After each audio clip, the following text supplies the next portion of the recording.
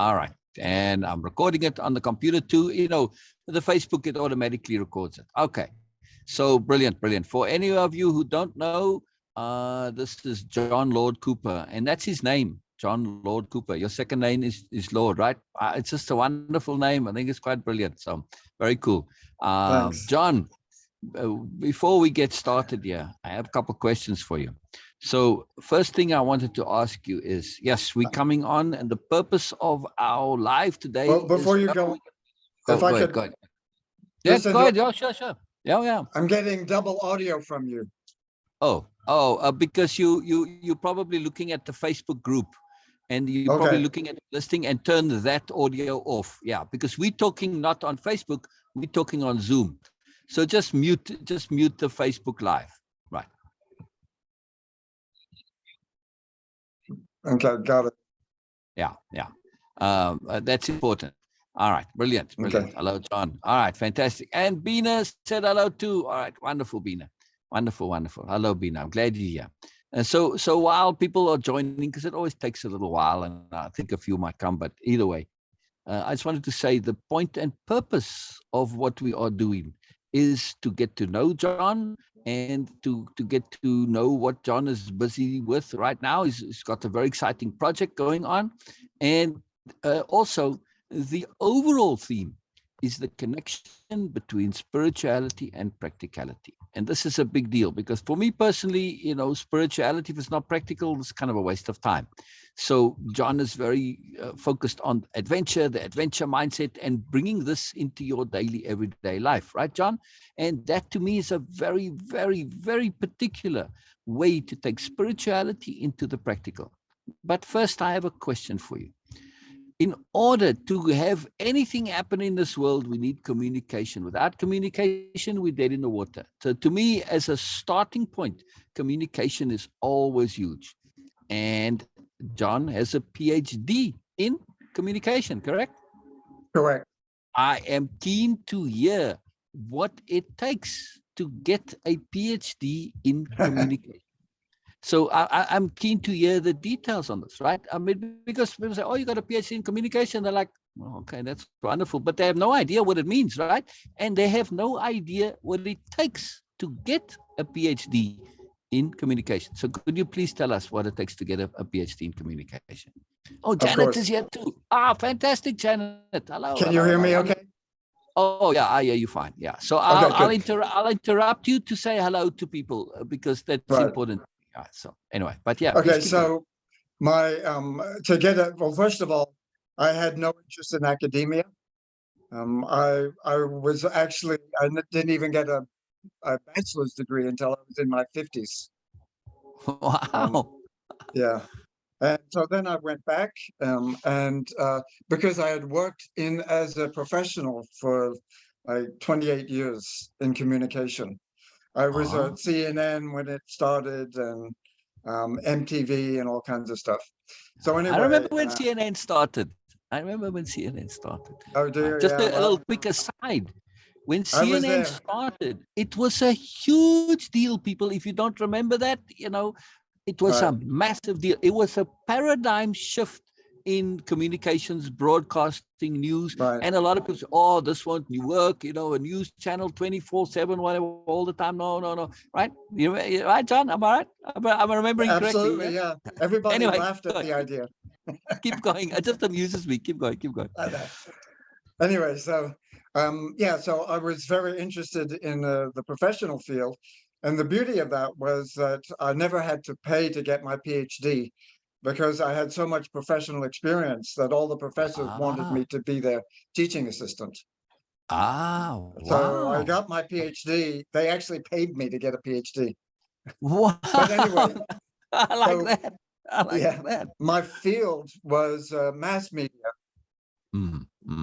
Interesting. And there's different fields within communication, but mine was mass media. And so I just, you know, my subject was the psychology of how people understand the media. And that's very, very pertinent today. Very much, more than ever. Very pertinent today.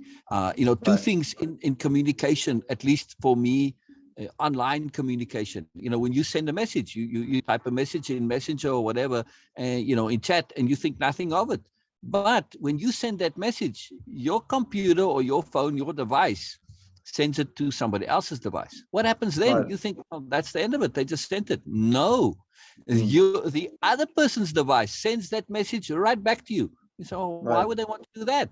The reason is because then your device can verify that their device received the same message that you sent. They send it back to you, and you can check. Right. And you say, okay, well, at least you don't do it personally, but your thing checks it. Your device checks it. This is critical to online communications because stuff can get garbled. And if it's not the same, if what you got back is not the same as what you sent, then it gets sent again until it matches. And then okay, they've received what you sent. Now, for me, we're talking about practical spirituality. We're going to get a long way to spirituality, but in our personal communications, I like to do this, right? It's called a repeat back. In my programs, this is what the repeat back is. You say back to me what I said.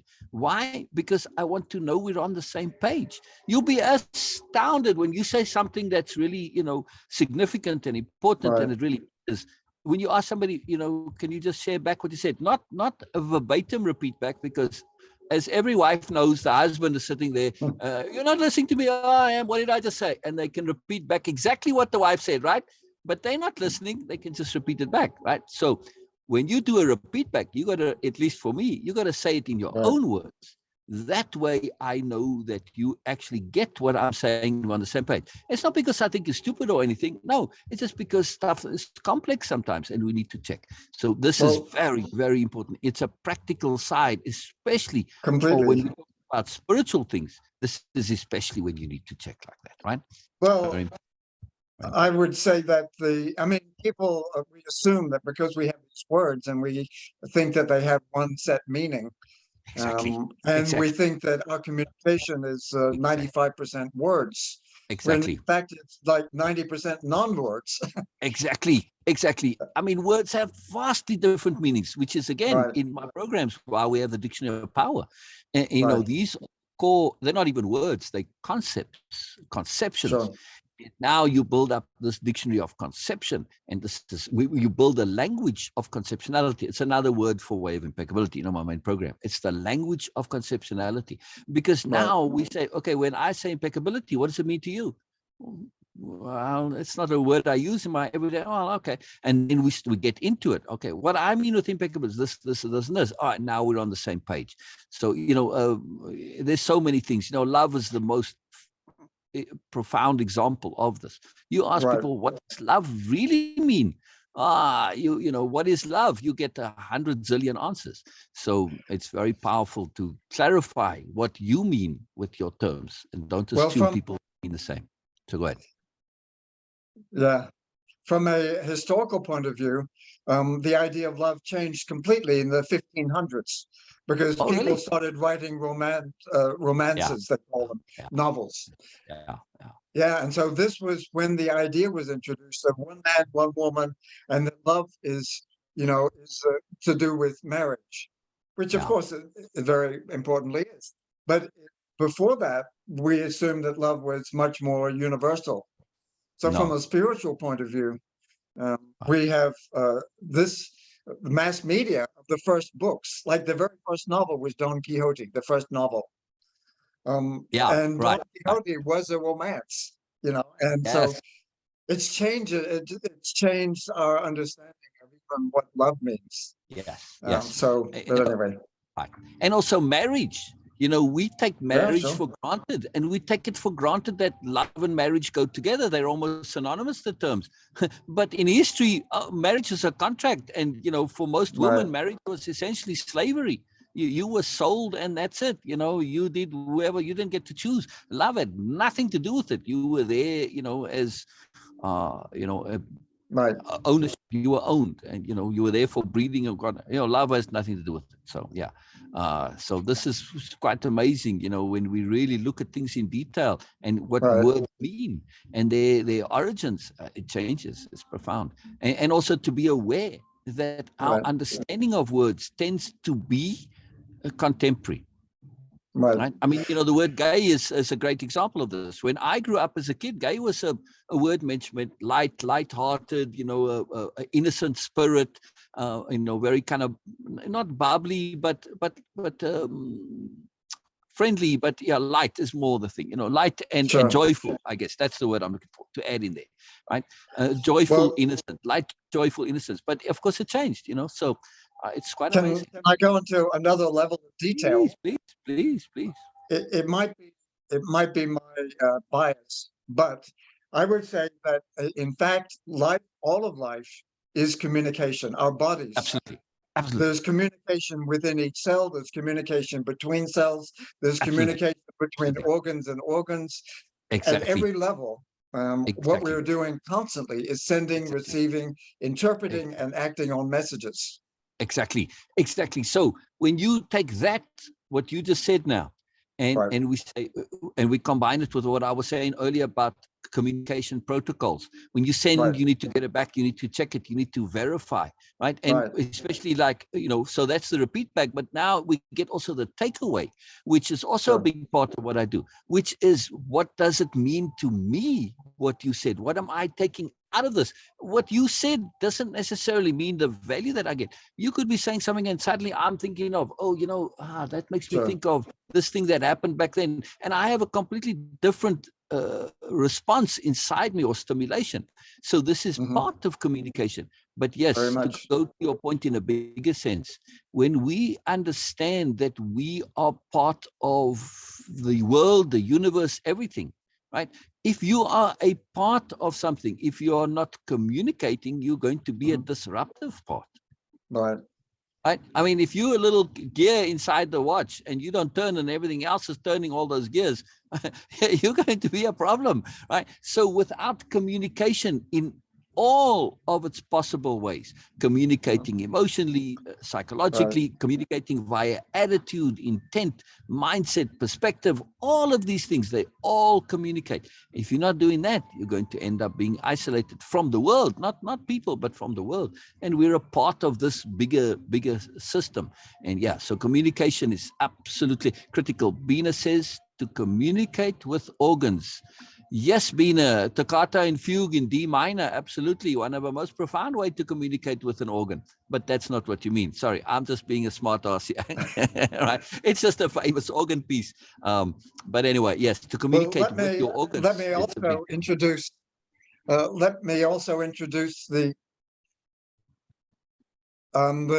what's happened in the last few years. You're probably familiar with quantum mechanics. Yes, yes, Well, one principle of quantum mechanics is entanglement, which means exactly. that communication exists between two photons across the Yes. entire universe instantly, and we have no idea how or why. Yes, yes, I love that. That is to me the most profound part of Right. everything in terms of this. And to me, it makes total sense. If you, in the context of that, we are actually a singularity. Now, let me back up just a little bit, because this communication over distance, it is also connected to time, right? Because there's no time lag either, which Right. seems to be impossible. But you can look this up. I'm not saying you, John. I'm saying you as a plural, as a general, right? Right. By the way, just to elaborate on Bina's point real quick before we go into this, to communicate with your heart, your liver, your kidneys, all of these, your Right. skin, which is your largest organ, it's a very big deal. It's very profound. Anyway, when we take time, and if you take time as a ball like this, right? And you've probably seen those lampshades with the cutouts, like a paper lampshade, right? Now, if you Right. take that same lampshade with the holes and the cutouts like this, and you lay it flat, you can see sometimes it actually works out to like a grid pattern, right? It's very linear. You can't recognize it flat compared to the round. Round, it's all different shapes because it's distorted.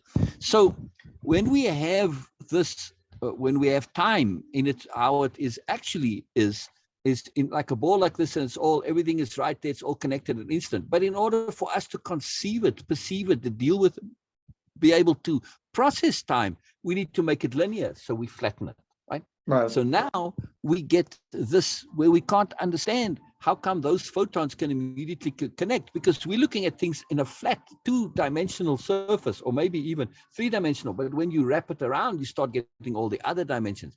And when you take all of this flatness, you wrap it around. Well, now, of course, that photon can connect and communicate instantly, and there is no time.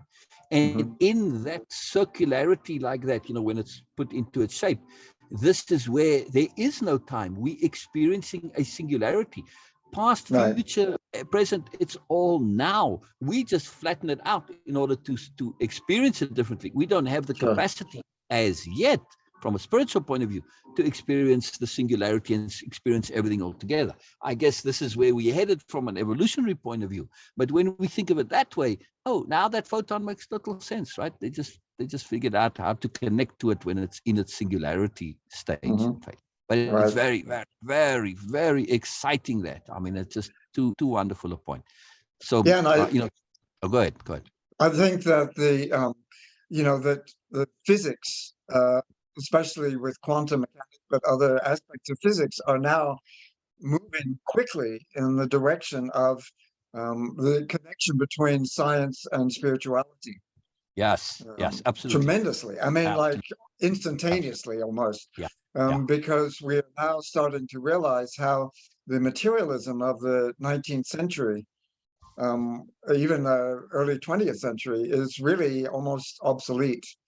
And that our spiritual connections, I mean, you know how sometimes you meet someone and there's this immediate, it could either be, a love or a rejection of that other person, and you don't know how. It's a form of communication. So yes, we communicate on many different levels. For me, I have now, whether it actually is true or not, I don't care, right? So sometimes we can get value out of things, whether they are actually true or not. So I think of it, and I call it the grid work. It's a friend of mine, we used to always refer to this. And the grid work is that level of communication where we in that circular form, right? And where things are direct and instantaneous. And on the grid work, we connecting each other. Now, the grid work is obviously not this regular reality that we know that we call physical reality.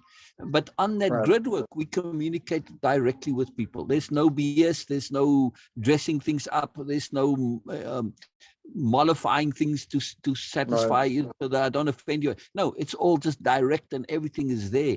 And when we realize that on that level, we are communicating, at least for me, it makes sense of what you're saying that we like or not like, because there's this direct communication. And you get to know somebody immediately. You get to know all of them. There's no BS over there, unless, of course, I guess it could be somebody wants to not acknowledge all of this, then they're going to have a problem. Say, well, if you don't want to be real over here, well, okay, sorry, then I'm not going to want to know you. And there you go. So I think that, and also just on a more mundane level, I see this all the time. Yes, Bina, we'll address that in a second. I hear this all the time from people, at least, especially with coaches, that they say, well, I didn't want to, like they are worried about what they share and what they show, and they think they can hide some of their. And I got news for you: you can, if somebody's perceptive, you can't really hide anything. What you think, what you feel, it's visible. If you know how to truly hear and really pay attention, whatever's going on, you may not know the detail, like I'm thinking about my banking account number. It doesn't work that way. But when it comes to your intent and your emotions, you can't hide that. You can't hide that stuff.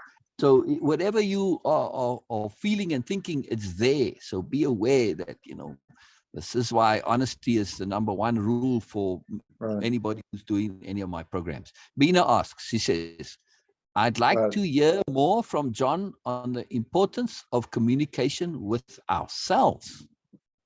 Okay, well, what I found that's interesting is that in my research, I mean, I studied all the theories of communication, and I learned that there's one level of communication that is completely unstudied. It has a name, but it has no theory, it has no investigation, and that's the communication within our own minds. This is zero. now I'm the first person ever to explain that from a scientific point of view. And Say that again, please, John. I must okay, have bit there. how we communicate within ourselves, the voices within our own heads, Yeah. has been unstudied by all communication scholars. It's been ignored completely. Yes, yes, which is fascinating to me. I Yeah. don't get. Yeah, keep Well, I going. think that, I agree. I agree. Paying attention to our inner aspects is a big deal. Yeah. right. And so what you find is, I think that when you see people who are the most authentic, who are the most competent, who are the most together, these are the people who, for whatever reason, have a way of communicating well to themselves, to their different minds.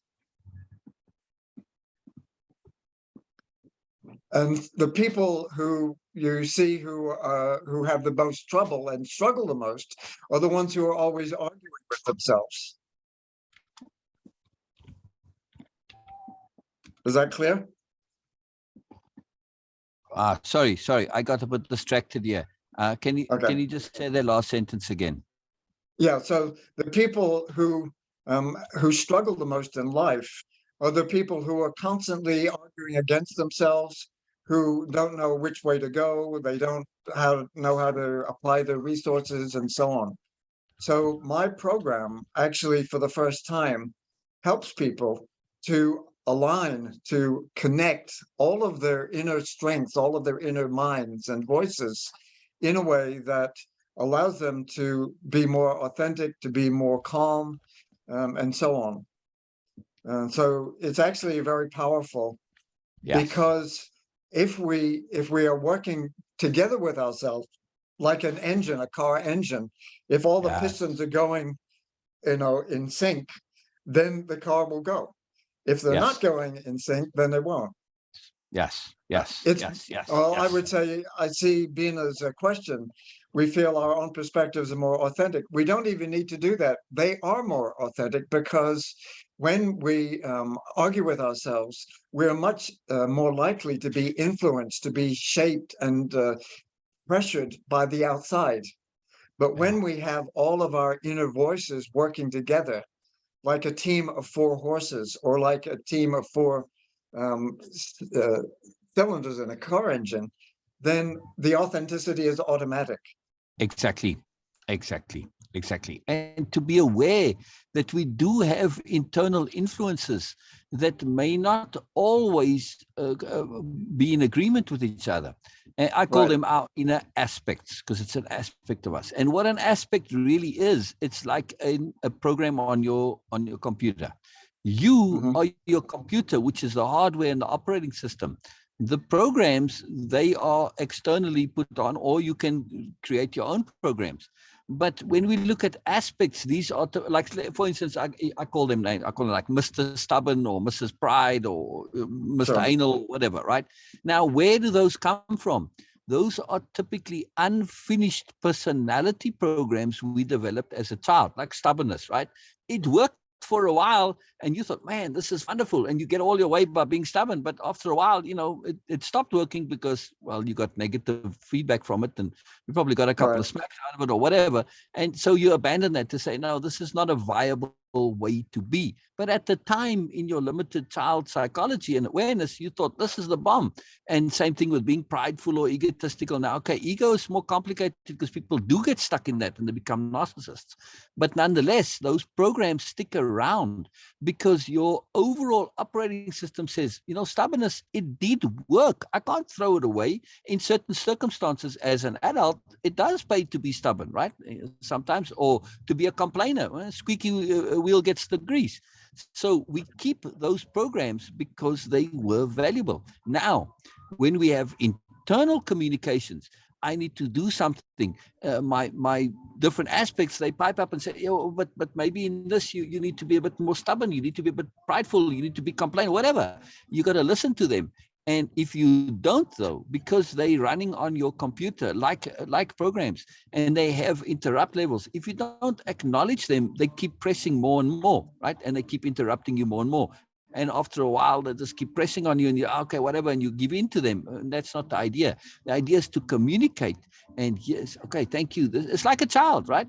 Thank you. Yes, that's very useful. And okay, I'll think about it. Okay, I've done my job, the program can say, and now they leave you at peace. So you need to learn to communicate with your inner aspects. There's more to this, but I don't want to get too distracted on our bigger Well, theme. there's a big problem because you bring up children, which is that when we are young, our neocortex has not developed. We cannot think logically. It's impossible. Yeah, exactly. And Or not so yet. until we're 12 or 13, we cannot use that part of our brain. And yet our parents keep telling us, think about this logically. We can't do it. It's so frustrating for a child. And so by being told by our parents that you have to use a part of the brain that has not yet developed, we then automatically fragment. It pulls us apart from ourselves. And so I think I would agree with what you said, but I would look at it also differently.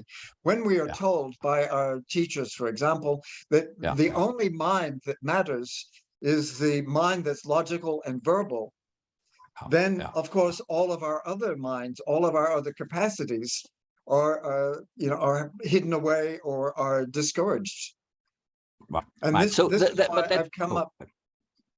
Oh, go ahead. So I developed the idea from this. I wondered about this many years ago. And so I did some research and I found that obviously this is my conclusion, but I found that we have 4 distinct minds. And what's important from the aspect of this discussion is that one of those minds, which is equally important, is our spiritual mind. It's our mind of morality. It's our mind of hope. It's our mind of altruism, right? And we have the noble mind. Yeah. It's not double, it's quadruple. And so by aligning all of these minds, then we become complete within ourselves. Yes. And so this is that the society pulls us apart by telling us, for example, by telling us, oh, you want to make a lot of money, or oh, you want to have a lot of sex, or oh, you want to do this or that or the other. All of these things pull us apart, whereas our natural state is to be aligned, is to be together and coordinated, collaborative. Exactly. And what I was saying about the aspects, because they are psychologies, startup psychology, they're unfinished personalities. So they basically like child cities. They aren't particularly rational or logical. They just want what they want because they're very like one-trick ponies, like stubborn or pride. So yes, it ties into what you're saying in this, that it's not, we have to think differently, but we have to understand our inner aspects have this, and they can be very irrational and very logical because they are created in that child time. So yeah, very, very powerful. Very powerful. Well, and they run in the background too, like on the computers. So they take energy. So you have to be aware of them and manage them. It's very important to manage them. Yeah. So you have to be in communication with yourself. Yeah. I think that they manage themselves just fine. I think that when we separate them, I think that there is such a thing which does relate a little bit to what we're talking about. I think that there's an aspect of ourselves that is bigger than our minds. Oh, absolutely. That's a whole different aspect. Yes. Right. However, I think that the minds naturally work together if we allow them to. Instead of because we're told this, what for me is a completely idiotic idea of the conscious and subconscious, completely useless idea. Interesting. And the reason that I say that is that what is the subconscious? Is it our symbols? Is it our animal drives? Is it our spirituality? All of these things are thrown together into this box called the subconscious, which we are then told is inaccessible. Correct. There's the problem. Just And because so you don't know how to access it doesn't mean it is inaccessible. Yes. I will teach anyone how to access it.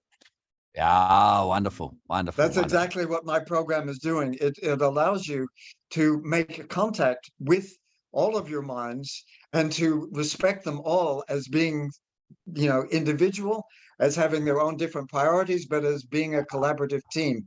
Like Yes, in an office. I mean, if you work yes, in an office and yes. one person is IT, one person is HR, one person is management, one person is creative, Right, if they right. work together, then you can do Exactly, anything. But if exactly, they're fighting exactly. each other and ignoring each other and won't communicate with each other, then the office won't work. Right, exactly. That's what I was saying. It's just a different way of saying that managing your inner aspects. This is it. To manage is to have teamwork. For me, collaboration is 1 + 1 + 1 equals more. And Right. so I'm all about collaboration, not cooperation, because cooperation can still be forced. When you've got a team in a business environment and HR is collaborating with marketing, boy, this is a Right. huge difference. They feed off each other and they add to each other, and there's a multiplicity involved, and you get that moreness. Whereas cooperation, well, yeah, okay, I got to do this, and you just end up with 1 + 1 + 1 = 3. Big deal. No, collaboration gives you more. So when you have that synthesis, when there's true communication, you get collaboration, right? Because now you add to what I'm saying and you take from what I offer and it adds to you, and it builds, and we get this moreness. We get something that's beyond things. Yes, business, this is very exciting. Yes, yes, yes, yes. Yeah. Yes, mostly. Now, when you think of, for example, to return to that idea of the four colleagues in an office, Yeah, those colleagues, each one of them will contribute a different understanding of what they're working on together for all of the others if they talk to each other. In other words, the creative person can help the scientific person to understand science better and vice versa, yeah, and yeah. and Exactly, so on. So this is exactly. this is exactly what this is, as far as I'm concerned, this is the secret to each of us having a full life, which Yeah, is to stop fighting ourselves and start collaborating with ourselves. yeah. Yes, yes, yes, yes. Tell us more about that communicating with the, I don't want to call it the subconscious, with those sides of ours that aren't so easily accessible normally, right? Okay, well, first of all, there's a big problem, and that is, what does the term subconscious and unconscious mean? It doesn't describe that part of the mind. It describes what it isn't. Say And that so again, both please. of Okay, when you say subconscious or unconscious, you're not talking about the contents of that mind, of that part of yourself. You're saying that it is not conscious, Yeah, yeah, right? yeah, That's yeah, an automatic basic problem. So yeah, what I've done is I describe them as four different minds that are positive. One is the natural mind. One is the guardian mind, and that's like of our meanings, of our memories, and so on. One is yeah, the analytical mind, and that's our verbal, logical mind. yeah, yeah. And then one is what I call our idealistic mind, and that's the mind of spirituality, of altruism, of hope Wonderful, for the future. wonderful, wonderful. Will you Right? name them again, please? Yeah, the Guardian. The guardian, yeah, that's what we would now call the subconscious. There's the natural mind, and that's our animal mind. That's the mind of competition, of survival, Yes, yes. of you know, of winning, and Superiority that's a very paradigm, yes. important. Hierarchy, dominance, all of that. It's the brain stems, the lizard brain, you could call it too, Well, right? okay, I don't quite agree with that because um, I lived with monkeys for 10 years, Yeah. and the Wow. monkeys are not this idea, this Darwinistic idea of the battle is not Yeah. true. Yeah. It's It mostly depends. It depends. cooperation, Right. right? Yeah. But To anyway, me, so right, right. Okay, go ahead. Go ahead. No, no problem. Yeah. there's the natural mind, there's the guardian mind, and that is our conservative mind that protects our memories and our symbols Interesting. Like the Jungian collective unconscious and so on. Okay. Yeah. And then there's the analytical mind, and that is the one that we are told is the only one that's worthwhile. And that is our verbal, logical, scientific mind. Very important, very impressive, but only one of four. Yes. That's And why then, I was going to. So we've got guardian, natural, analytic, and the fourth one? Idealistic. Idealistic. There we go. Yeah. Wonderful. It's a nice way to do it. I think this whole idea of saying mind or brain, I don't think many people realize, they sort of think, okay, left brain, right brain, and that's mostly how they think. But no, if you actually look inside the brain, you've got the hippocampus and I can't even remember all their names. There's like a dozen different brains in there, if not more. So yeah, we have literally physically different brains. Well, let me go, if I may go a little bit beyond that. There's recent research has shown that the most active brain that we have is in our gut, not in our head. Yes. And it's the first brain. The gut, the stomach is the very, very first brain. It actually starts off and it changes shape inside the fetus. It moves down. So yeah, it's the very first one. Very powerful. Yeah. But I would even go beyond that. I would say that our entire body is a mind. Correct. The word brain is something in your skull. Okay. Correct. But we have a mind that connects all of us together from every cell, from every hormone, from every neuron. Right. Exactly. And one way to illustrate this really nicely is to pay attention to in the body where things can get stored physically, like you have a memory or something on an attitude, a perspective stored in your leg or wherever. And, usually see this when people are but out of sorts or ill or whatever, and then those things start to surface. Or if there's a problem like intentions and that. So the body is a part of this, the whole deal. Bina was saying communicating with your organs.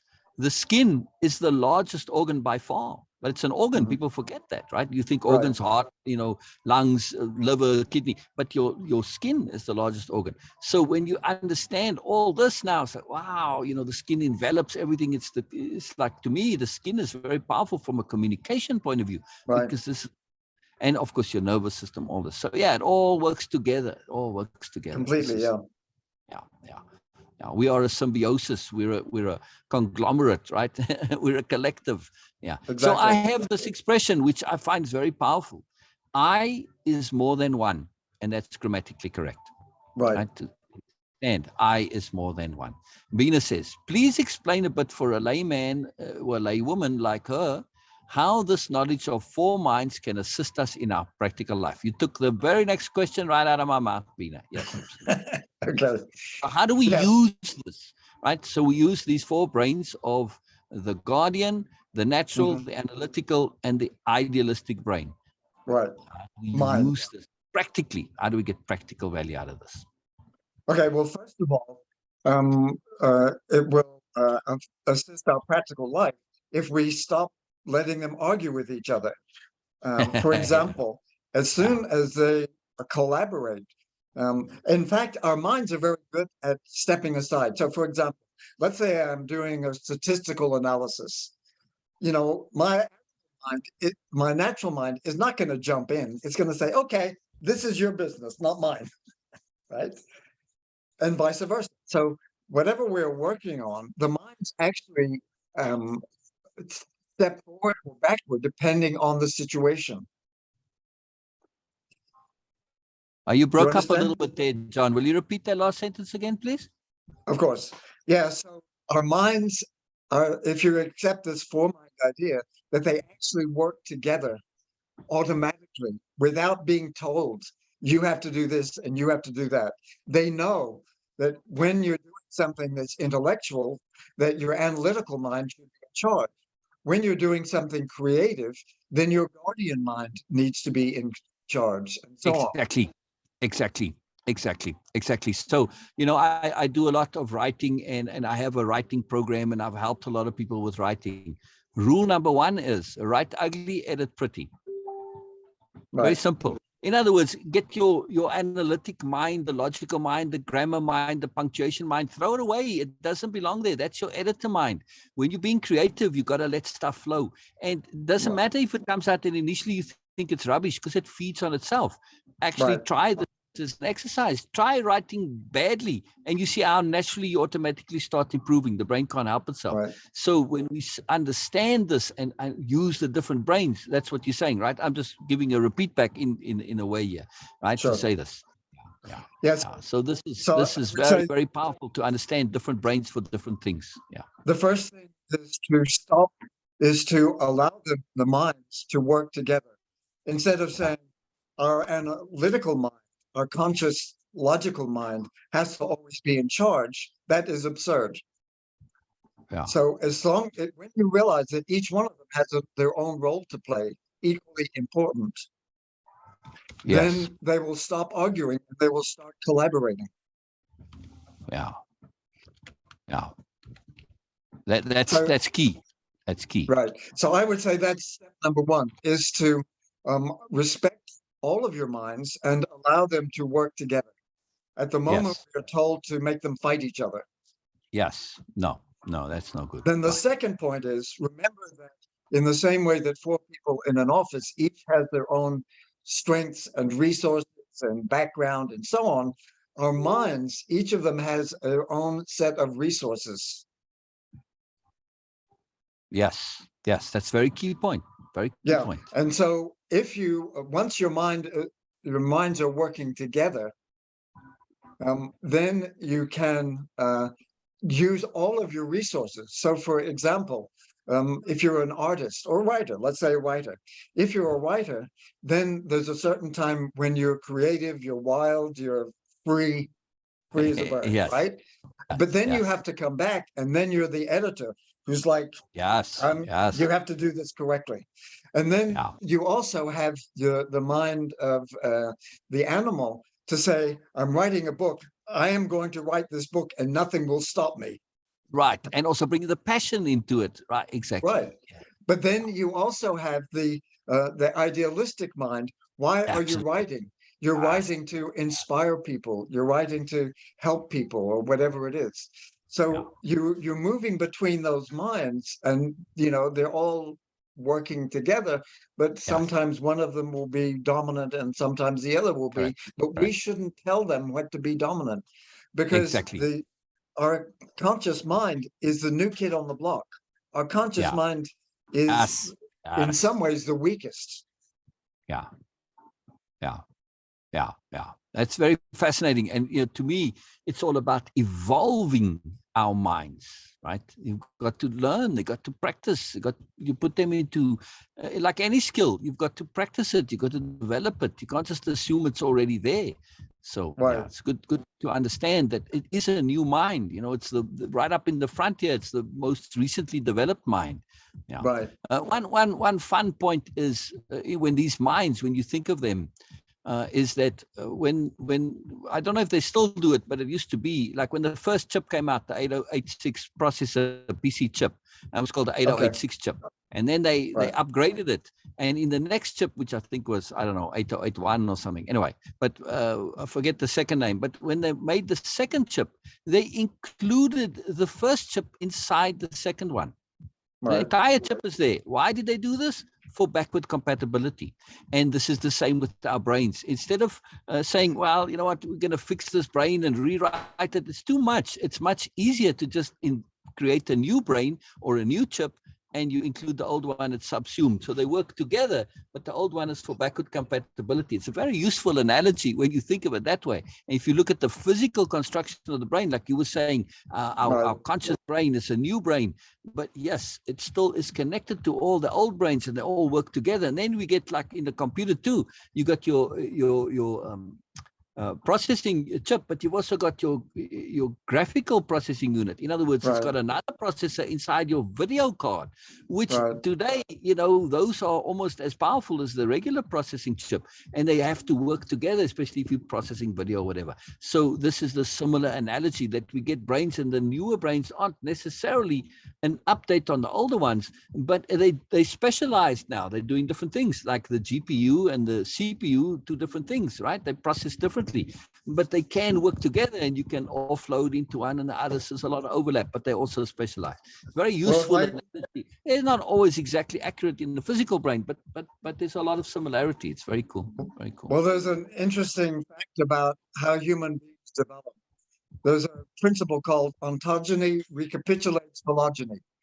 And all that means is that when we are first, create, when the cells first started coming together for each individual, we're little fish. And then as they develop more, as what you're talking about, but this is biological. And then we become a lizard. And then we become a lower mammal. And then only when we're 13 and our forebrain comes into play, only then do we become the four minds Yeah. that human beings specialize in. So we actually have that all the time in ourselves, in our own development. Yeah. Within Yeah. We have all of these, like a computer. It all depends on what you're using, right? Except much more complex than a computer.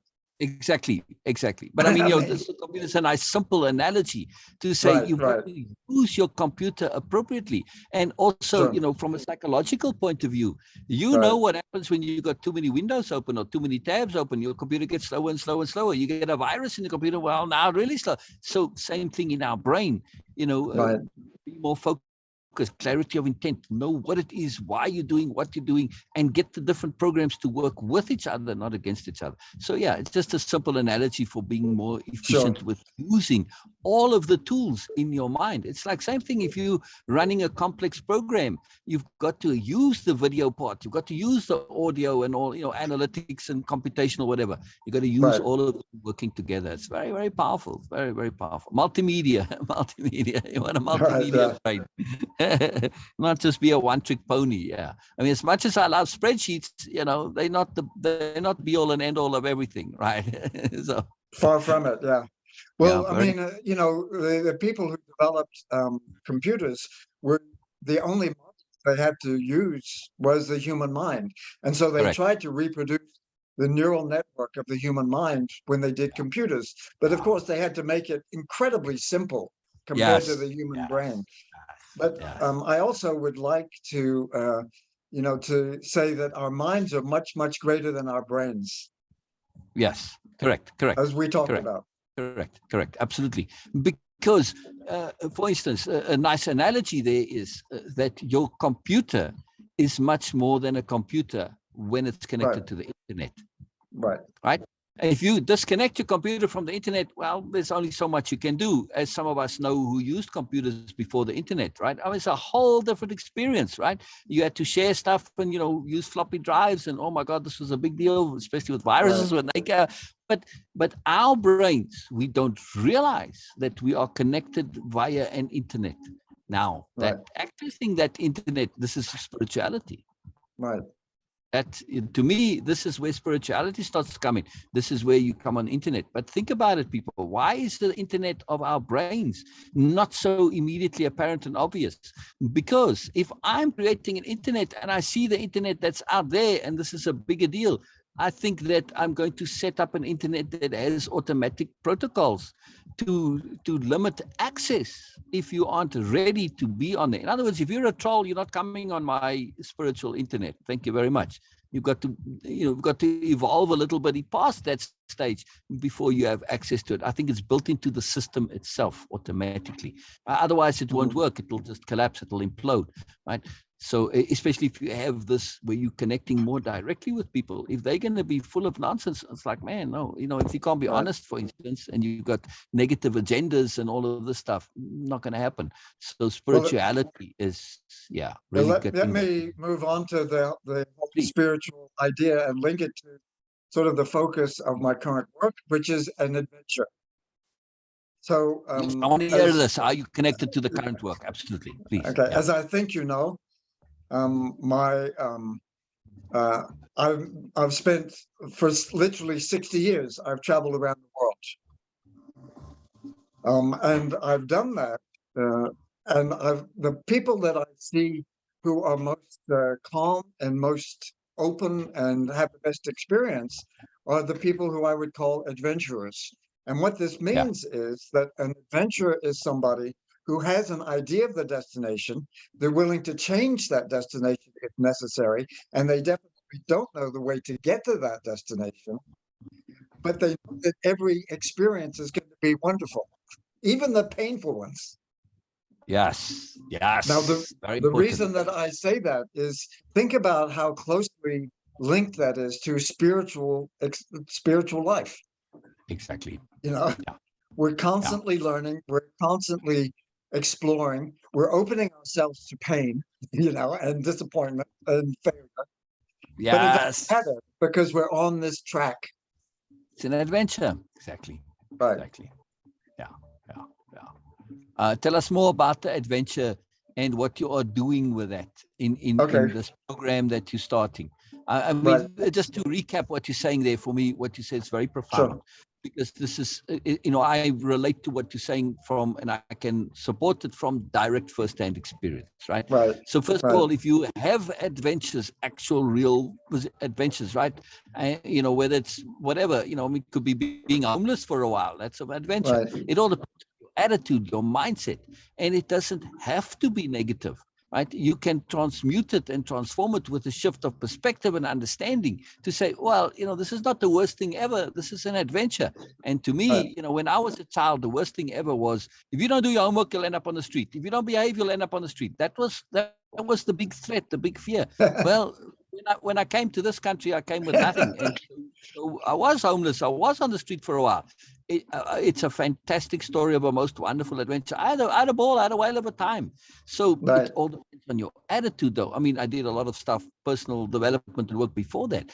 So I came into it with a positive perspective. I came into it understanding it as an adventure, transformed the whole thing. It was a really miraculous experience. And this Right. is very key. It's mindset, perspective, attitude, and being able to see things from different perspectives. That's the key. So adventure mindset is a shift of how you look at things. Yes, John?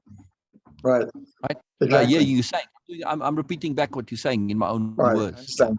So tell Yeah. us more So I've of what you do with 150, this for people. a very quick recap. 150 years ago, in the Industrial Revolution and the Scientific Revolution, both of which were very productive, but both of which said that the world is something that we have to control. It's something that we have to depend on, you know, Right. for our survival, and that it's something that is very simple and stepwise. This is the exact opposite of an adventure, because Yeah. you know, Yeah. when I adventure, I could, you know, I've had hundreds and hundreds of adventures around the world, Yeah. and in every one of them, I had an idea when I started. I never ended up where I thought I would be, Exactly. Exactly. and Same. if I Same. did, I was disappointed. Yeah. Yeah. And Yeah. so Yeah. I think that as soon as we drop this idea of controlling, as soon as we understand. Now, remember, when I mention this, here's what people almost always say, but I don't have the confidence to be an adventurer. No, not true. I don't have the strength. Oh, but you do. And so Of what course. I'm saying that you do if you understand that you have these four minds working together. Exactly. Then you Exactly. have the confidence to do anything because you're not Yes. depending on the outside world to take Right. care of you. Right. You Right. know that you can cope with anything. Yes. Yes. Yes. Also, if you were to put yourself in an adventure, you'll quickly discover that how you deal with it. Right, It's automatic. It's like a self-proving thing because it's sink right, or swim type of a deal. And you know, it's not that hard to be an adventurer. All you have to do is have this one word in your brain: adventure. It's not the calamity. It's not the end of the world. No, it's right, adventure. Once you start thinking that way, well, you have this freedom. On an adventure, do you have to know what's the right, which way to go? No, you don't. You're exploring, right? I have no idea what the right way to go is. I go and I take any direction, and well, no, this isn't working. I can't cross this, whatever is a mountain or a river. I go another way, right? So it doesn't matter. You don't have to have the answers to adventure. Adventure is precisely continuing without answers, right? Yeah. So uh, Bina, Bina is asking, what is my biggest adventure? Yeah. I mean, I hiked into Tibet when I would have been shot by the Chinese government. I've had thousands of adventures, but my greatest adventure is what I'm in right now, and that is Exactly. creating a business to contact people, not because it's a business, but learning, but helping people, bringing together all of my resources, all of my knowledge, all of my experiences, in order to do something that's new. So what I want is that 50 years from now, I'll be gone. That's fine. But when I'm gone, I want for people to say, you know what? We have 4 minds, not 2, but 4. Yeah. What I am doing is, my adventure is to actually transform people's, first of all, their acceptance of themselves, and to stop saying we have this strange, unreliable subconscious and all that stuff, but to trust every part of themselves and to realize that with this they have the strength to do anything. Yes. And the key is the doing, right? Well, yeah, to come back to the topic of the whole thing, you're right. The key is mixing the drive and the action. Exactly. So what you want and what you do, and then what you do influences what you want, back and forth. Exactly. I mean, if you don't do anything, you're not going to go anywhere. Well, I mean, to a certain point extent, there are people like, I don't know if you know the great philosopher Hegel. He never left his little flat. He never got out of his dressing gown. Right. But when I'm saying go anywhere, I don't mean physically necessarily. He did a lot, right? His doing was internally. It doesn't matter what's externally. But exactly. in other words, here's the problem. Most people think I can't do, and that's it. And they don't do anything, whether it's thinking, whether it's figuring it out, whether it's imagining, whether it's, writing music, whatever. If you don't do, nothing happens. The key is when you start doing like an adventure. I have no clue where I'm going, but I start and I just go, and well, then I go somewhere. So I have a nice expression for that, and a nice little saying, right? I never know where I'm going, but I always get there. I'm sure that applied to you many times too, right? You didn't know where you were going, but you always got there because, you figure it out as you go along, right? So it doesn't matter. Don't worry that you don't have all the answers ahead of time. That's what adventure is. It's doing without having all the answers ahead of time, right? Well, in a sense, without having any of the answers in any final way. Yeah, because, I mean, how boring would my life be if I was in charge of everything? Exactly. And also people, right. Oh, go ahead. Yeah, it's because of trying and doing things that are new and that are strange and difficult. That is when you learn, because it expands you, it expands your strengths, it expands your confidence if you do it the right way. If you think in terms of success and failure, then you're finished. Right. But if you think in terms of learning, then you always win. Yeah, exactly. Learning is always in whenever you're learning, exactly what you say. You're always getting that bonus, that moreness. Learning is moreness, right? And with learning, it may not always be nice, but it's always good. It's always good. Learning, no matter what you learn, no matter whether it's an unpleasant or a pleasant learning, of course, we can learn to make our learning pleasant. If you don't learn in the first place, like when you were a kid, you get told nicely and then you don't listen, and you get told a little less nicely and you don't listen, and eventually, you get told not so nicely. If you still don't listen, well, eventually you get a smack. Well, all right. Right. In today, you might not get a smack, but from the universe's point of view, this is how it works. But always the point of it is benefit for you. That's what I'm saying. Learning is always good. It's not always nice. We can make it nice and good, but that's up to us. That's up to us. Well, Yeah. the Yeah. children are the great adventurers because Yes. all what they are Yes. always doing is exploring and trying and so on. Um, Exactly. and yet, what Exactly. are they told? They're told, "Don't do that. Don't do that." Right? I know it's And astonishing. it's terrible. Right. Yeah. Yeah. So, Yeah. Absolutely. and so I Absolutely. think Yeah. that all of us need to remain children, and all of the best people are still childlike Correct. in that Yeah. positive way. Yeah. Because Yeah. we don't Yeah. accept the Yeah. fact that we're told that you can't do this and you have to do that. I'm sorry. Yeah. No, should. I have many, many articles about the horrors of should and how they limit Yeah, us, they constrain us, constrict us, and how should imprisons you. You should do right. this, you should do that. Hell no, hell no, hell no. Thank you very much. Yeah, sometimes should works out, but for the most part, should is the very opposite of what you get told. Should do the opposite, and you're better off for the most part. Not always, but for the most part. It's astonishing. It's Right. astonishing how should is such a prison. Yeah, very big point, John. Very big point. Yeah, Yeah, and I yeah, mean, yeah. if you think back, all of the great advances, and this is spiritual, it's artistic, it's intellectual, it's everything. All of the great advances were made by people who wouldn't accept that should or can't. Yeah, yeah, yeah, A exactly. hundred It's percent. astonishing.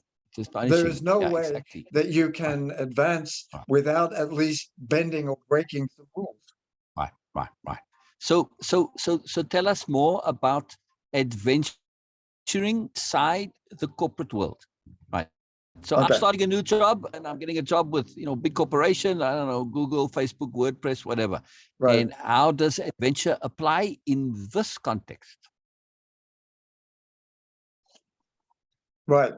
Okay. So first of all, there obviously in any organization and certainly a corporation above all, the set procedures and ways to do things. Right. I worked I worked at Western Union Corporation. Right. Ah, And when I was there, I kept breaking rules, and so the president, everybody said, "Oh, the president will hate you. The president will." No, he loved it yeah, of because course, of course. this is how things happen. And Yeah, so, of course, you have to do it within the context of what correct, benefits the organization. correct, That's correct, fair. That's completely correct. natural. It's But to be appropriate, but right? if you only accept the way that it's always done, or what they say can and cannot must not be done, then of course the company will die because a company that doesn't grow will die automatically, Yeah, always. Right. yeah, yeah, So the first thing is to keep, making suggestions, is to use your creativity, and to try something, to be a contrarian, to do things in the opposite way to where it's always done, and then you can come back to something that's sort of part way different and part way the same, right? exactly. Okay, Explore, in other words. yeah, explore and innovate, Say again? innovate, Yes, exactly, exactly. Exploration is innovation. Test, explore, right, experiment. right, Push the boundaries a little bit. If it's not working, figure out ways to make it work. But you have to have that adventurous mindset right. to do things differently. Right? That's the key. Yes. So, for example, when I was at Western Union, um, everybody, the departments would always stay together and wouldn't talk to anybody outside. Well, I hated that rule. Yeah. And so I went to talk to a woman. I didn't even know who she was, but she was at like an office party. And it turned out that she was in charge of the customer relations. Ah. And I said, "How are you doing?" And she says, "It's driving me crazy. Our customers are so unhappy with our operations manual." Right. And I said, "Oh, really? Why?" And she says, "I don't know. They keep saying it doesn't work, but I don't understand. It seems just fine to me." And so what I did was, after hours, she and I sat down together and we figured out what was the problem with the operations manual from an Wonderful. outsider's point of view, like mine, Yeah, yeah, right? yeah, And so very soon we figured out we completely changed the entire operations manual, and the customer relations went like 5 times improved wow, in wonderful, in one wonderful. month. Yeah, Yeah, yeah. it was So cool, unspeakable. so cool. And that's because I took the adventure of talking to somebody I didn't know. I took the adventure of asking him what was going on. And then another adventure was working out the way to improve the manual and then launching it and taking a chance. It was a chance, Yeah, because a lot of people said, oh, it won't work. And then there was a series of adventures that completely paid off. And so yeah. when I arrived there, I was just a copywriter, part-time copywriter. Within 3 months, I was in charge of the entire communication division. There you go. And that's the key here. You Right, communicated with that woman, and through right, communication. So adventure and communication are very profoundly linked. right, Yes, yes, yes. Very profoundly linked, right? I mean, sometimes simply extending our communication is adventure, no? right, I mean, when you friend a new person, you're communicating with them, you're connecting with them, and it's right, an adventure. It's the same thing, right? So, yeah, for sure. communication, adventure, very profoundly linked. Yeah. If you So, treat what you're saying, though, is if you treat your corporate job as adventure, it all changes, right? Will you say more on right, that? absolutely. Now, think of the one thing that people hate most in a business, and it's the meeting, right? Yes. Okay, Yes. but you don't have to hate meetings. I can teach Correct. you how to love meetings if you see what's going on in the meeting as an adventure and not as this Yeah. is what somebody else is saying and I'm going to shut out until I can say something. If Right. you keep Right. learning, if you keep suggesting. And so, the president of this company would invite me into the meetings that had nothing to do with me, just Yeah. because I would shake things up just a little bit. I would just question Brilliant. something. Yeah, yeah, yeah, yeah, yeah, yeah. And you mentioned a very powerful point there. Most people go into a meeting and they switch off Right, listening to everyone else, because all they're listening to is what they're going to say. right, That's what's running in their head, looping, looping, looping. But if you actually are so worried about saying the wrong thing, whatever, but if you actually understand communication, right. communication is as much listening as it is talking, if not more More. so.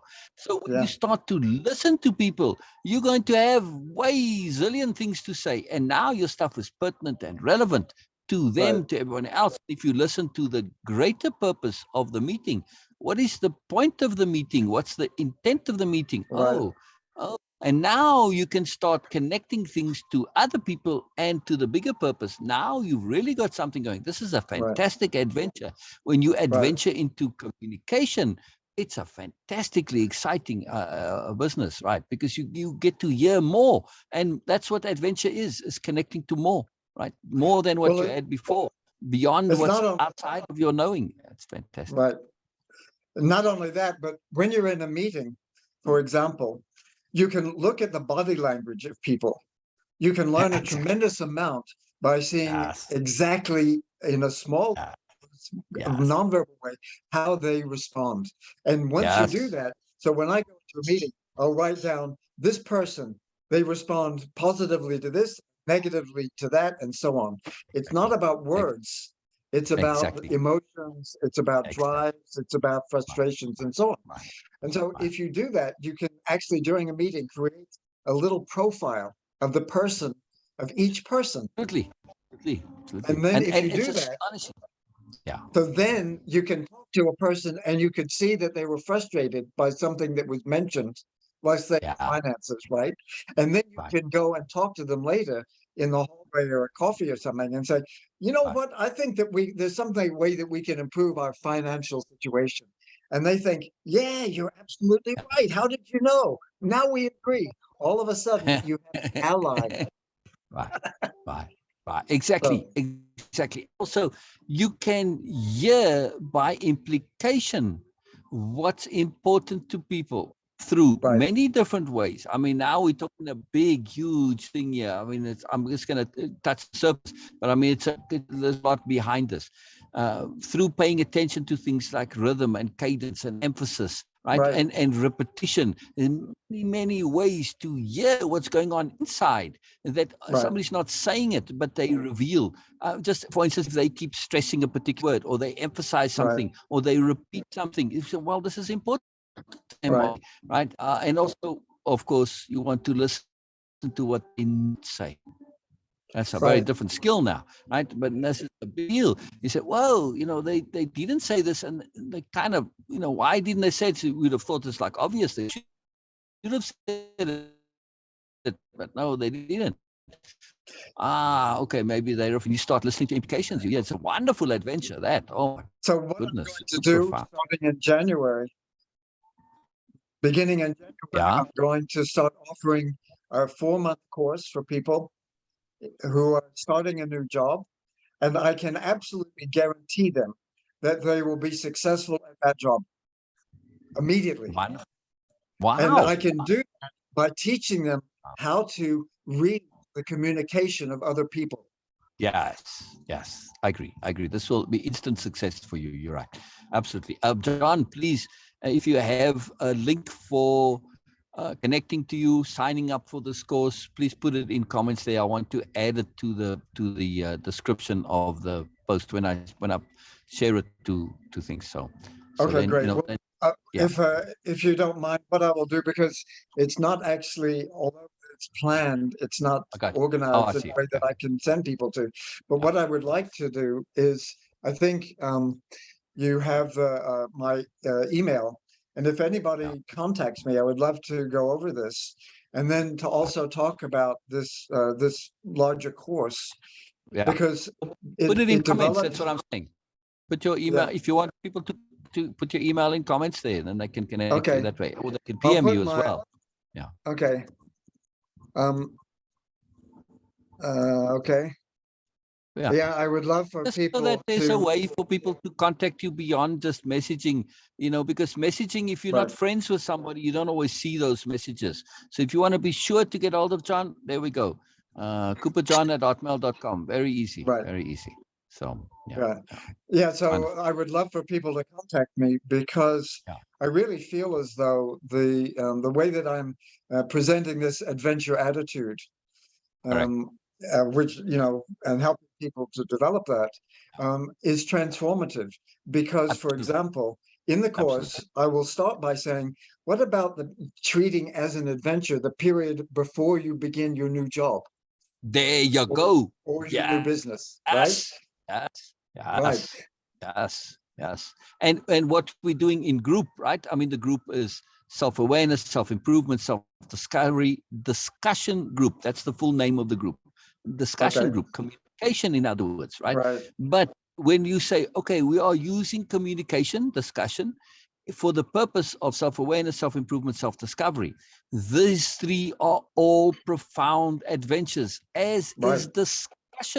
Discussion is an adventure. You don't know where it's going always. People try to think and steer it. No, you've got to treat your discussions as an adventure. Then you get to that Moreness land that's beyond where you think, and you get surprises. Like, see, if I move, you say, oh wow, I didn't see the waterfall back there. So be ready for that. So when you treat all of this, the entire point and purpose of the group and why people are in the group, when you treat it all as an adventure, it changes everything. So everything that you're doing, all that you're sharing and communicating, it profoundly assists you in your personal issues. Never mind your job. Before you get there, you're developing your self-awareness, you're developing your communication, how to listen, how to hear, etc. These are all profound mechanisms. And if you treat it as adventure, it becomes fun and exciting. And also, adventure is very easy. That is profoundly easy. It shifts your whole thing, because you're doing without knowing. We are made to explore. Right? Exactly. Let me expand on one point that you were making, which is that think of the the benefits of an adventure attitude when you are being a parent. Yeah. Think of encouraging your children to explore and Yeah. to try out and to make mistakes, and then to say, wow, that was an interesting mistake or whatever, right? Yeah. Instead of seeing it as a failure. It's most important for parenting, most important, because that is the one time when you can most change your child life. Yeah. Yeah. Yeah. Yeah. Yeah. Very important. Very important. And to connect it Right. all back together again, right? Our theme is, we said, oh, spiritual praise. What has this all got to do with spirituality? How Right. is spirituality not the most profound adventure you can go on? Now, Right. when you learn to adventure practically, like literally going out into the jungle, or, okay, you don't have to do that. You can have No. adventures anywhere, anytime. Like we were saying, you adventure to friend somebody, a new person. That's an adventure. You send a friend request. You have no idea what's going to happen. That's adventure. Right. Starting a new job. You're going to a meeting. This are profoundly practical situations, right? They're Right. going to meeting. Practical thing you have to do. Well, But when you treat it as an adventure, you're right. learning how to deal with your spiritual issues. Yes, because you're learning Well, to adventure. yeah, and when people say, "Oh, but I can't go to Africa or something," what I say is like exactly what you're saying. I talk about three levels of adventure. The first is a micro adventure.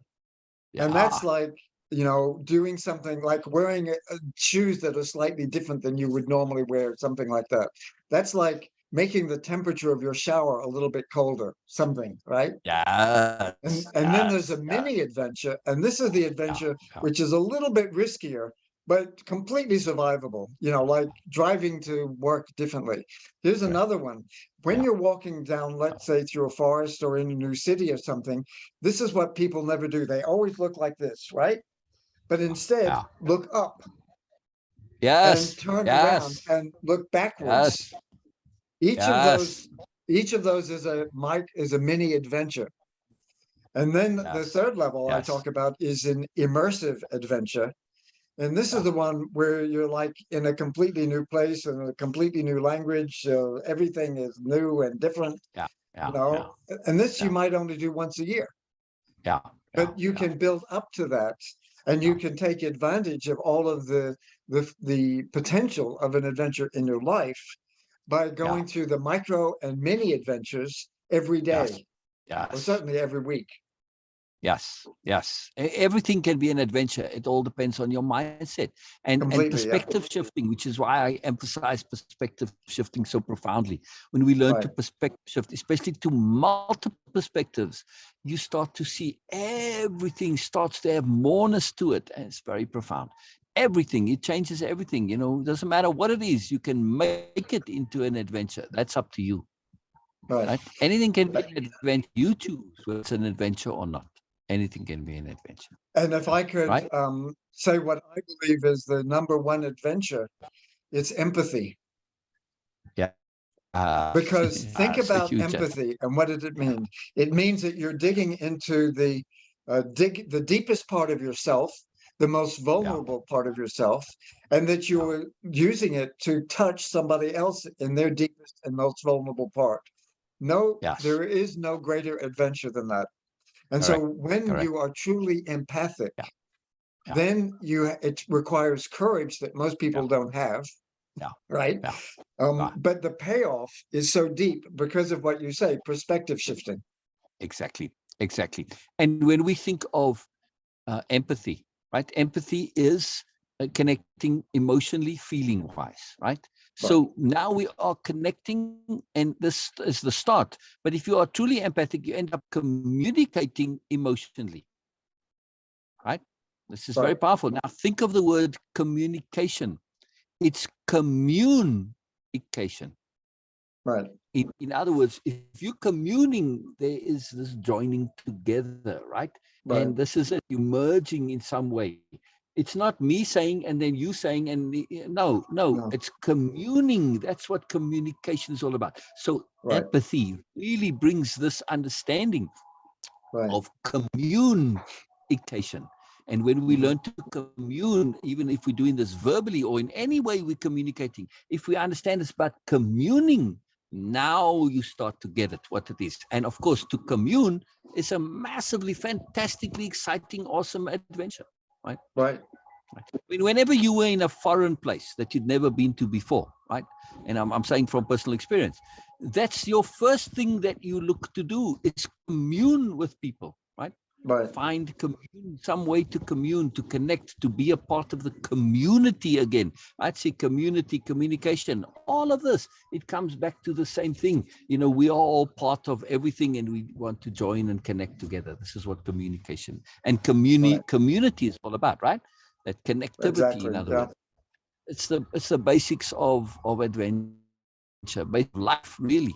So all of life is this adventure. I mean, it's just going to get to the Right. program, people. If you don't think that you're adventurous, well, you're alive. That means you are adventurous. You're Well, alive. every time That means you're adventuring. I'll even go beyond that. Every time you take a step, let's say you're walking down the street, right? Every Yeah, time you take a step, you're losing your balance, exactly, exactly, right? exactly. And you don't know, it's conceivable that, the ground will shift underneath your foot or something like that. So just walking in itself is an adventure in the sense of taking a tiny, tiny step into the unknown. Yes. I can go take that and extend even more. See, now we're having adventure about just the simple act of walking. All right. So Right. I've got a challenge for anybody listening to this. Pick anyone that you kind of know, right? Doesn't matter whether it's a boss, a coworker, a family member, whatever. And then walk their walk. Walk the way they walk. Physically, literally, walk Right. their walk, right? You're going to be astounded at the adventure that you're going to go on by walking their walk, right?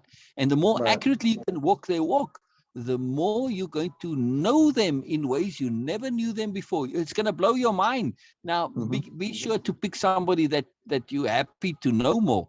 I've done this with people that, well, I got to know so much more. It was uncomfortable. And I know, thank you very much. I know enough about you now, right? So it's a very profound way of knowing somebody through their work. Likewise, if you want to change something in yourself, walk differently. You're going to be different just by walking a different walk, right? I mean, now it's your own walk that you're changing. You're not walking somebody Sure. else's walk. Walk is a profound Right. meditational experience if you use it that way, right? It's an active meditation. It's quite difficult to meditate while walking, but it can be learned. Right. Profound Sure. experience. And of course, you can use it to change. It's an adventure. That's what I'm trying to say. Mhm. We're getting into a big topic here now about walks, but my point is that, when you say something as simple as walking, it's a profound adventure, right? And Right. also just to walk deliberately. I've done this with many times with participants on I'd say, just get up quickly and just walk to the other side of the room and come back. And they do this and say, yeah, and what's the point? I say, Right. okay, now do that same exercise. Walk to the other side of the room and back, but do it deliberately. Walk deliberately to the end of the world. It's profound. The Right. shift, when you start deliberately walking, anything you do deliberately is profoundly transformative. And this is what adventure is, right? Isn't adventure living deliberately? Right. Well, living openly too. Yeah. Yeah, but you can't adventure. Well, I suppose you could in a way, but if you adventure blindly, you're just being blown by the wind. That's not really adventure. You've got to be deliberate in an adventure, right? And so if Yeah. you're It's a just being blown balance. around, then you're at the mercy of the forces. But when you're deliberate about it, that's when it becomes adventure. So live deliberately, and everything is an adventure, right? Yeah. Yeah, it's profound, very profound. So this adventure mindset, it is transformative for Right. everything, right? I'm just, it's so big a part of what I do too. That's why I'm resonating with what you're saying, but I'm Right. also recapping what you're saying, right? Really, really understand that this adventure mindset is not just something for fun. No, it's Right. transformative. That's what you were saying earlier, right?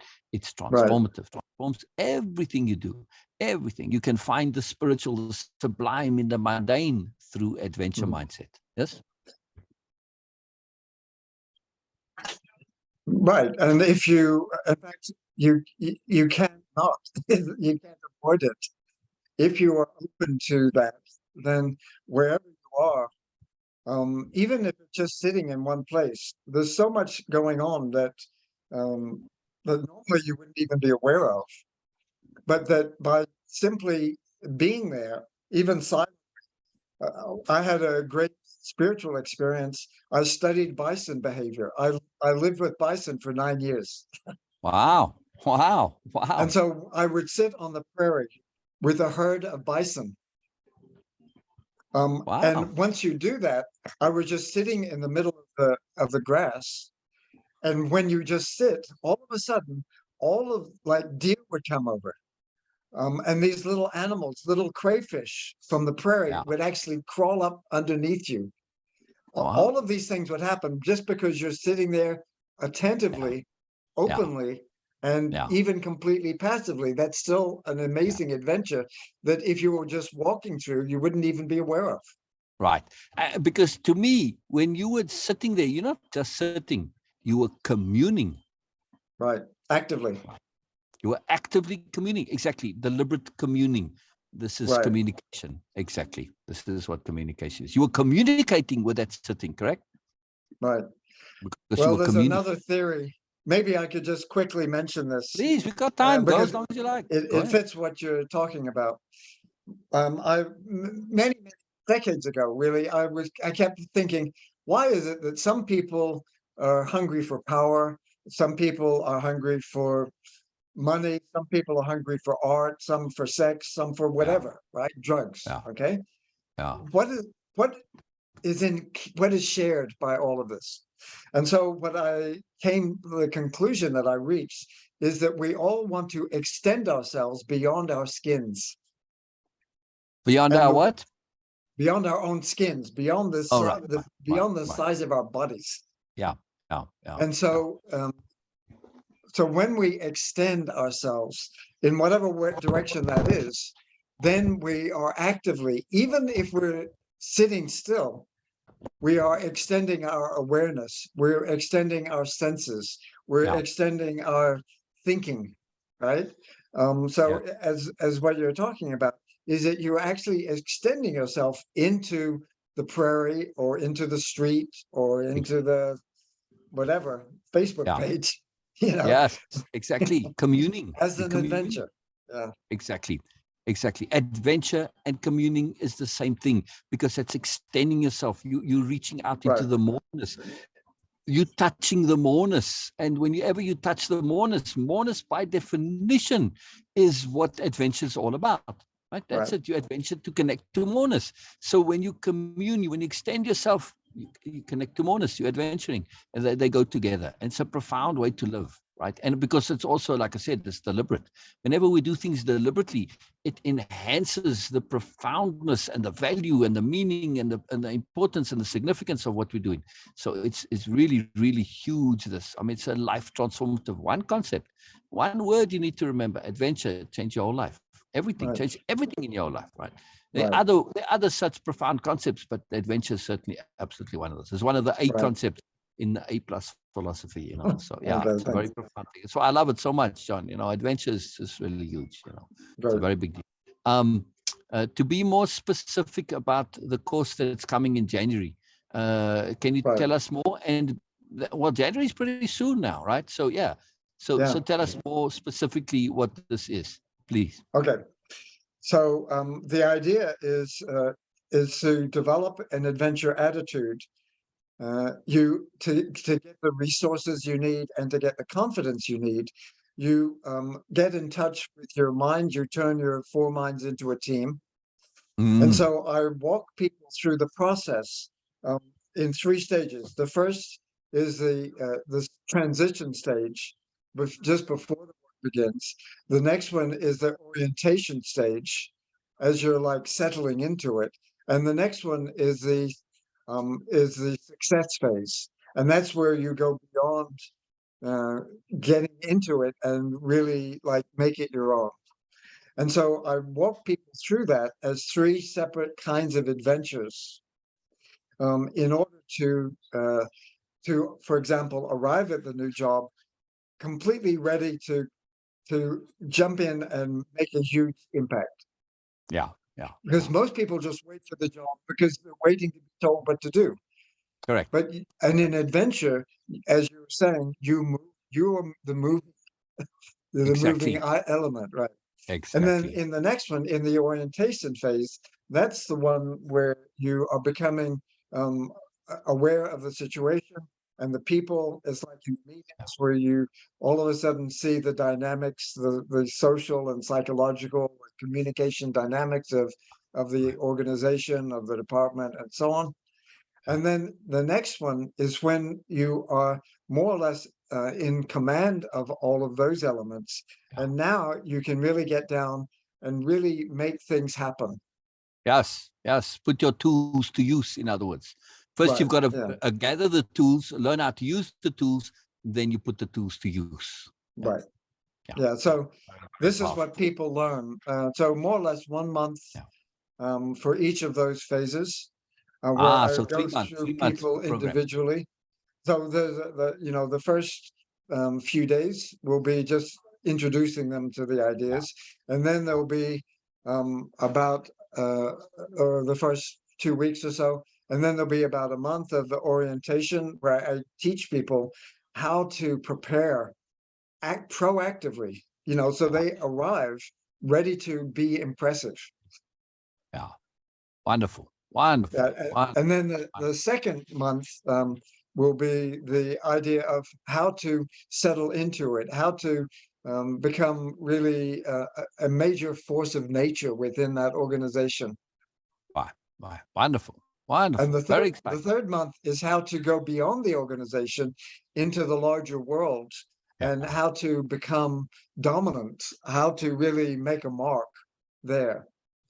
And then the last 2 weeks or so is where you pull it all together. I also relate it more to the personal development. So this is things like your family life, your social life, so on, and bringing it all together to really put the final shape in your own Yeah. adventure attitude. And I should make this point: everybody has their own adventure attitude. I would never expect anybody to live the way that I've lived, Correct. Correct. Yeah. Yeah. Yeah. or Yeah. vice versa. Correct. So, Exactly. uh, It's all individual. so Exactly. the point of this whole course is that it helps people identify and develop their own adventure attitude for their own goals and their own style and their own Exactly. success.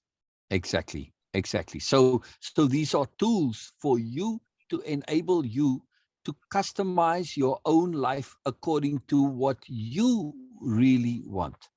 Right, Key point, really want. right, Not what you think you want, not what others have told you want, but what you want, right? So you can customize your own life to get what you really want. Yes. right. Yeah. So Very powerful. most people, when they start a new job, they kind of wait to be told what to do. Very bad idea. Oh, Very bad terrible. idea. Terrible. Yeah. Yeah, if you go in there knowing the way that I subtitle this is make your job work for you. Yeah, I love that. I love that. Say that again, please. It's so cool. I mean, Make your I heard what you job, said, but I just want to hear it again. Say again. make your job work for you. For you. Yeah, make your job work for you, not the other way around. Bloody hell. Right, Yeah. Yeah. Yeah. right. Yeah. And Yeah. so that way you arrive ready to do that. So the first meeting that you have with, let's say, the HR, the very first orientation meeting that you have Yeah. for, the uptake meeting, you are ready to be impressive. You are ready to show them that you are a leader already. From Yeah. your first day, you're already a leader. Yeah. Yeah. Yeah. Yeah. Um, and Or at so on. And least that you're I, not I, you're not I just a walk, blind sheep. Bye. yeah. Keep going, keep going, keep going. Sorry. Okay. Yeah. So then, if you then see as a series, a set of multi-level adventures, becoming, uh, becoming a power, becoming a force within the organization because of your ideas, because of, you know, 80% of what you're doing is going to be fitting within the organization, but Exactly. 20% is a lot to innovate. and to Yes. advance. And Yes. so And I adventure. tell people how to do that and how to identify when is the adventure a good idea and when should you just sit back and be quiet and shut up. Yes. Yes. Appropriateness, in other words, appropriateness. Right. Yeah. Yeah. Yeah. Yeah. You got to And then pick your moment. the same thing beyond the organization of how to make the organization grow within its context, within its Mm. market or whatever it is. Right. Yeah. Yeah. If you're the one in that situation, yes. Yes. Right. Multi-contextual thinking is very important. Same Right. as perspective shifting. It's a profound skill to be able to see things in multiple contexts. It's part of perspective shifting to multiple perspectives. See those multiple contexts. Don't just be locked in your own little bubble. See the bigger Right. bubble and bubble beyond the bubble, and then the overall bubble, and so on. So yeah, many bubbles within bubbles. Yeah, very powerful. Very powerful. So Yeah. what we are taught is that you either succeed or you fail, and if you fail, you will be punished, right? Yeah. I don't know. Which is obviously a terrible message. But Correct. if you see it Horrible. as an adventure, then instead you don't have this what I call the stress shutdown. With Yeah. stress shutdown, there's a problem that's come up, and you go into like a shock mode. It's like, okay, I'm not going to make waves because I don't know Exactly. what's going to happen. Exactly. Right. Panic. Yeah. Yeah. And what happens that when you're in the stress shutdown is that you then your resources are not mobilized, is that you're passive instead of active, Yeah. is that your senses, you don't pay attention to what's going on around you because you're defensive and so on. Cut down, right? So with an adventure attitude, you never go into a stress shutdown. Exactly. Exactly. Big point. Big point. You know, going to panic mode, stress shutdown when you're on Right. an adventure. Because, well, you've got this open attitude. It's adventure. But how can this Right. be bad? It's a positive. You're seeing what Right. was before perceived as a negative. You now see it as a positive. You've changed your entire way of looking at the world. Right. Huge shift. Huge shift. Very simple, but profound in its consequence. Profound in its consequence. Well, thank you. Yeah. Very big deal. Very big deal. Very wonderful. So, I mean, this is like I said, your course, in other words, isn't only necessarily for somebody going into corporate or a new job. You could be starting your own business. You could be starting a Right. new relationship. It doesn't matter. It's all the same things that you're going to be acquiring this tool for dealing with difference, dealing with newness, and transforming it from Right. stress into fun, into Right. moreness, into value, right? Right. Into significance and meaningfulness and purposefulness. Yeah. Yeah. I mean, Very profound. more or less as you're suggesting, think about if you think about a possible romantic relationship as an adventure, instead of feeling as though you have to control or that Exactly. you have to, submit or something like that. It's not a Follow. Yeah. power game. It's a mutual exploration.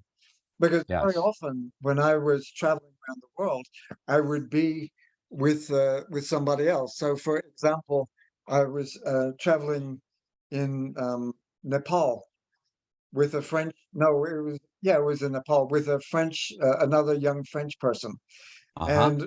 and so I knew enough Hindi so that I could speak in Hindi in a very polite way to the Nepalese, Uh-huh. right? And if that didn't work, and if somebody got aggressive, I would step aside and he would come in and he knew all the bad words in Nepalese. Wow. So Wow. either way, we were okay.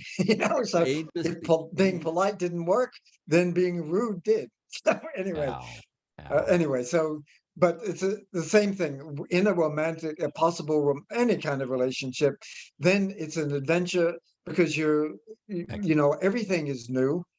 You have Yeah. some ideas, you have some grounding in the ground rules, but they're obviously different with each person. Exactly. Um, and so if you do that, then you see it as an exploration. And if you say something wrong, instead of saying, "Oh, I'm so terrible," you think, "Oh, sorry, I didn't understand." It's Exactly. a Right. mutually constructive situation. Exactly. Exactly. You build instead of being defensive. You open, you Right, explore, you build, you add on. And, people see your attitude and in your right, mindset. If you start defending, then, well, you're telling them you're wrong. But if you say, right. well, I didn't understand, they can see from your attitude that you're trying to understand, and that shifts it. So having that shift of attitude changes everything. It cues what's going on around Right. you. It's profound. It's profound. I mean, many Well, times you've been in situations where you didn't speak the language and you got along just fine because you had the right sure. attitude and Yeah. intent, and people can see that and read that, right? So very positive, Right. very good. Yeah, yeah, yeah. Very, very powerful. Very, very. And This is a powerful form to communicate. Yeah, go ahead. think about the people who we admire the most. Think about the people who have the biggest impact on the world. All of them are adventurous, Yes, correct, and correct. every one of them has this ability to work within the existing situation, but go beyond it, right? Exactly, And so exactly, when you do this, you are automatically going to be trusted because you're authentic. You're going to be exactly, liked because you're exactly, enjoying yourself, exactly, instead of playing games and so on. exactly. Exactly. You're real. You're being real. And you're not only being real, but you're also having fun and you're Right, earnest and you want to learn and grow and connect and commune and explore and adventure. Of course, all of those things connect you to people and help right, you to connect them to their moreness. And when you right, do that, life is easy. right. That's it. Life is easy. Well, Life is it's easy. it's not. Yeah, it is easier, but it doesn't even matter. What matters is not is that it's nourishing. Exactly. Exactly. Exactly. That's a great word for this. It's Yeah, nourishing, not just to you, but to others. When we right, communing is nourishing. This is the whole right, point of communing, right? You more as a group together, collaboration, 1 + 1 + 1 equal more. This is nourishing. Exactly. right. Exactly. Exactly. Cross collaborating, cross pollination. Hmm. Yes, very powerful, very nourishing, very, very nourishing. Wonderful, wonderful. That's a magical Thanks. point for us to end on, John, unless you have something you want to say in closing.